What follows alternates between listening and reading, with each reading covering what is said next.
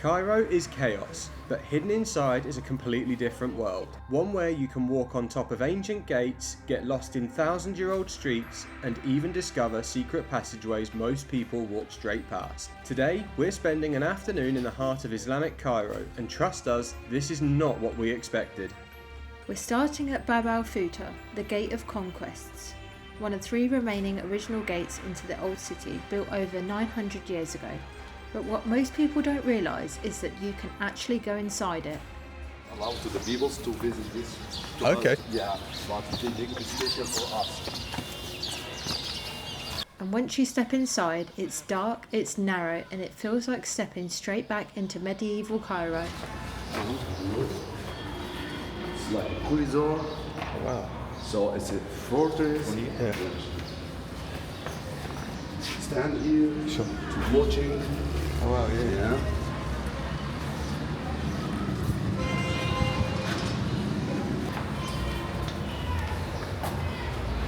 This is cool.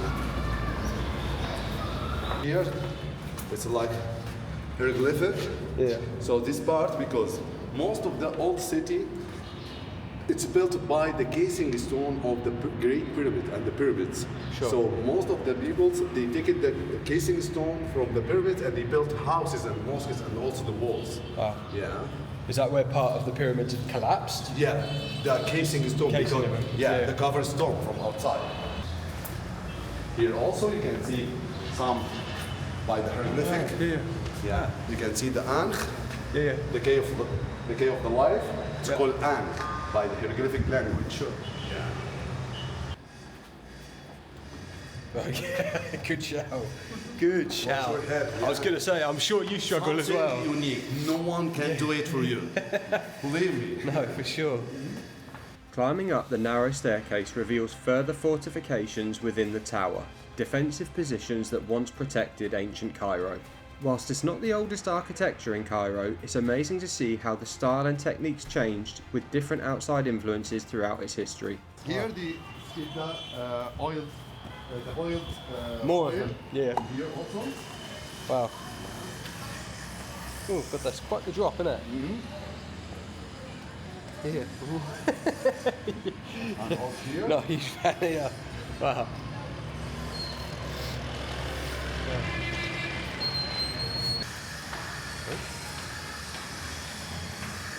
All of us will close. Yeah. Watch your feet. Yeah, you are a species. Pyramid. Duck. Oh, yeah. Low ceilings everywhere. From up here you get a completely different perspective, the old city stretching out on one side and modern Cairo buzzing on the other. It's hard to believe, looking at the castle-style tower, these almost secret passageways exist, with hieroglyphics lining the halls. This is the kind of place that makes you realise Cairo isn't just something you see, it's something you explore. So in the middle here, you will see like tap water. This is for ablution in the peoples. Yep. Before they go to inside the mosque and they must wash the hands, the face, and their feet, and then go inside the mosque to pray. Sure. Behind the imam, the sheikh. It's crazy to think Al-Hakim Mosque is just a few steps away from the main gate. The contrast is instant. The noise fades, the chaos disappears, and suddenly everything slows down. This mosque dates back to the Fatimid era, over 1,000 years old, but it feels incredibly peaceful. Moments like this are almost rare in Cairo. Away from the traffic, away from the noise, it's precious, and that's what makes them so special. It's not just about what you see here, it's about how it makes you feel. From Al-Hakim we step onto Muiz Street, often called the most historic street in Cairo. And to be honest, it actually feels a bit like an open-air museum. Everywhere you look, intricate doorways, ancient mosques, centuries-old buildings still standing strong. But what makes this place feel different is that it's still alive. People live here, people work here. It's not preserved, it's lived in. And the deeper you go, the more you realise there's no real plan here, you just wander and let Cairo do the rest. And then we arrive at Khan El-Khalili. This is Cairo at full volume. It's chaotic, it's colourful, and yes, it's a little bit overwhelming, but that's all part of the experience. This place is a shopper's and bargain hunter's paradise.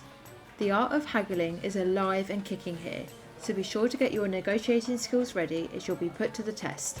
Whilst we don't mind a bit of haggling, Tom more than me, there are a few shops that are regulated and have fixed prices marked on the products. Geordie and Galau are two great examples of that. You'll find everything here, spices, souvenirs and jewellery, all at a fraction of the price you will find out on the streets with none of the hassle of haggling. There is also an authentic statue shop right next to Galau which is great for handmade statues. We picked up a beautiful lapis lazuli bastet cat for around 10 English pounds. But just be careful, the walkways are narrow and there are a lot of statues in there. Make sure to pack some bubble wrap as the only challenge after that is getting it home. Our advice, take your time, don't rush it and embrace the chaos because this is Cairo at its most authentic. It has to be said, Khan El-Khalili is an assault on the senses. The sounds, the smells, the sights. It's quite similar in fact to the souks of Morocco or the night markets of Thailand. It really is a place you have to spend some time to explore. Around every corner there's something new to be seen, but just make sure to turn around once in a while as you could miss something spectacular. And after all that shopping, there's only one place to relax, Fishawi Cafe. This place has been serving drinks for over 200 years and is the oldest cafe in Khan El-Khalili, and it's still just as lively today. You sit down, order a tea, maybe with some mint, and just watch Cairo happen all around you. It still feels a little chaotic with sellers popping by in the walkway, but somehow, after all the chaos everywhere else and the noise, it just feels right. We'd highly recommend the mint tea. It was just as good as what we had and experienced in Morocco. And if you're a coffee lover, make sure to get one of their traditional coffees. It's like jet fuel. Thick, strong, and definitely going to leave you buzzing.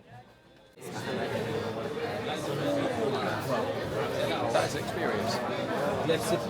Spending an afternoon here isn't just about ticking off sites. It's about learning how to move with Cairo, to embrace the chaos instead of fighting it, to slow down when everything around you feels fast, and to realise that some of the best moments don't come from a plan, they come from getting a little lost along the way. From the hidden passageways of Bab al-Futuh to the quiet calm of Al-Hakim Mosque to the energy and unpredictability of Khan El-Khalili. This part of Cairo challenges you, but if you lean into it, it rewards you in ways you don't expect. And maybe that's what makes it so special, because by the end of it, you're not just seeing Cairo differently, you're experiencing it differently. And trust us, this is just the beginning. Here are our top tips for downtown Cairo. First up, consider booking a local guide. Places like Khan El-Khalili can feel like a maze, and without one, it's very easy to get lost. But with a guide, you'll unlock hidden spots you'd never find on your own. Wow. Next up, cash is king here. Most shops don't take card, so make sure you've got Egyptian pounds on you. Some places will accept US dollars, but you'll usually get a worse deal. And when you're walking around, stay alert. Between mopeds, carts and people moving in every direction, it's a bit of an organised chaos. At some point though, do yourself a favour, find a cafe, sit down and just take it all in. Somewhere like Fishawi Cafe is perfect for this. Grab a drink, slow things down and just people watch as the city moves around you. And finally, don't skip the street food. Some of the best bites in Cairo come from the smallest vendors, and we'll show you exactly what we try in our next video. Cairo surprised us, not just with its history, but how much of it you can actually experience for yourself. If you're planning a trip, don't just see Cairo, explore it. And if you've got any questions about visiting, drop them in the comments, we reply to everyone. Make sure to hit subscribe so you don't miss out when we take on more of Cairo's top spots in the next video.